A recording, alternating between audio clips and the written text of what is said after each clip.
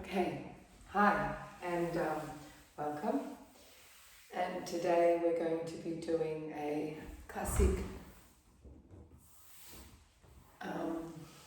lesson about the pelvis. So have yourself a mat and come and lie down. Make sure you're feeling warm in your room.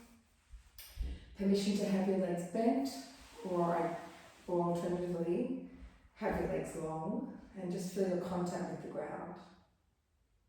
Sense the way your legs are lying on the floor.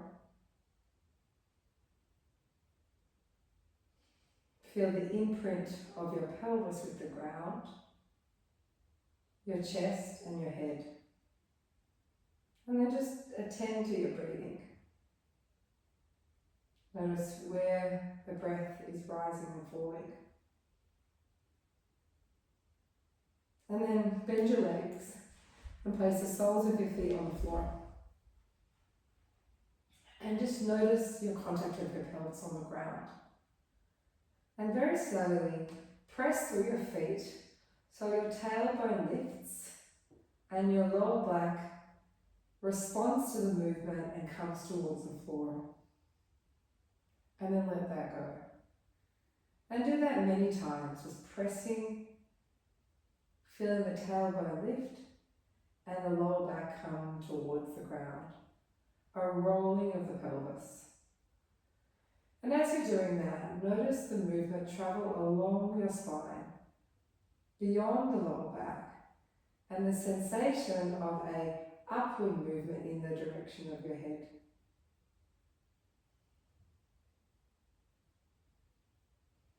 As you roll your pelvis towards your head, lifting the tailbone, notice that the chin was invited to come away from the chest. And just keep doing that, pressing the feet, lifting the tailbone, lowering the lower back, and feeling the sensation of movement all the way up to your head, sensing the chin being invited away from your chest.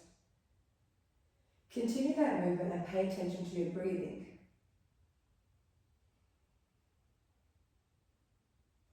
And start to coordinate lifting the tailbone with breathing out, exhalation. So that you feel this natural recall of the belly towards the spine and an upward sensation in the direction of the head. Great. And let that go and rest.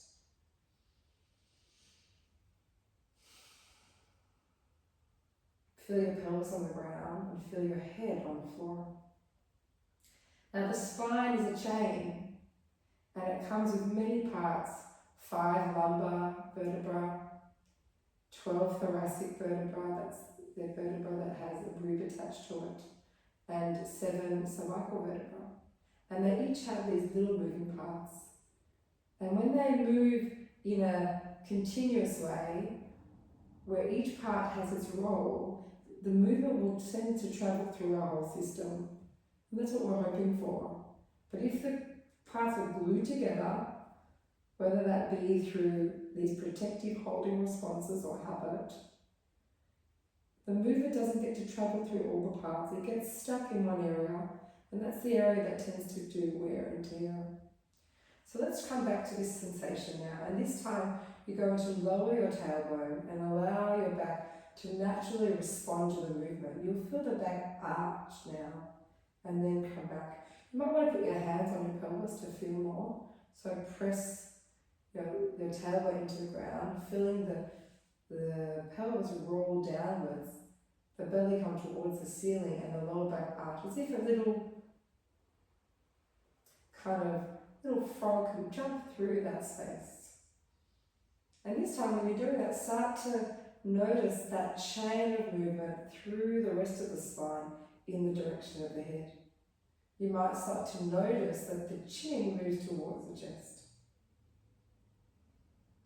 Continue that movement, but push your belly out as you do that. So push your belly out. Let that go.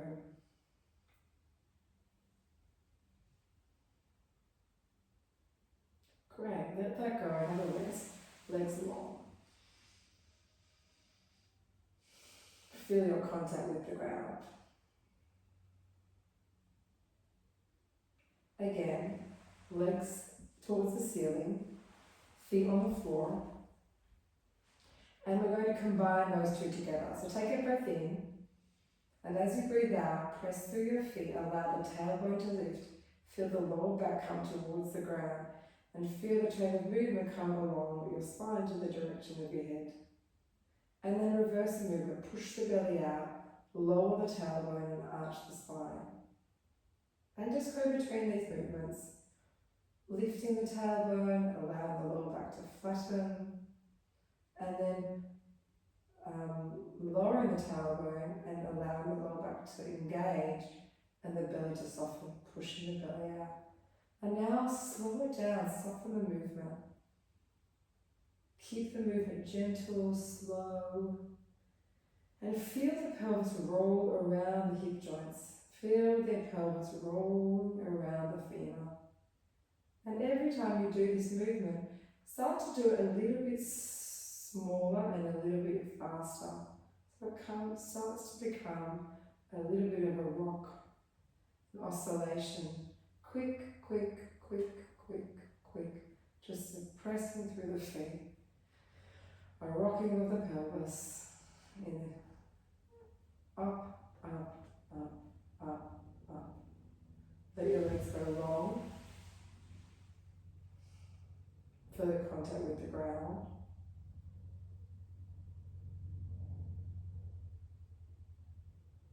Bend your legs one last time. And going back to the original movement of pressing through the feet, lifting the tailbone, sensing the movement and the back come towards the ground. Notice what's different. And then lowering the tailbone and allowing the back to come away from the floor. Pushing the belly out. Just go now through the full skeletal movement of that. Lifting and lowering. Noticing that the pelvis and its orientation, as its organization, significantly affects the rest of the spine. Let that go. Let your legs go long and have a final rest. Sense your contact with the ground and notice what's changed by simply doing these movements.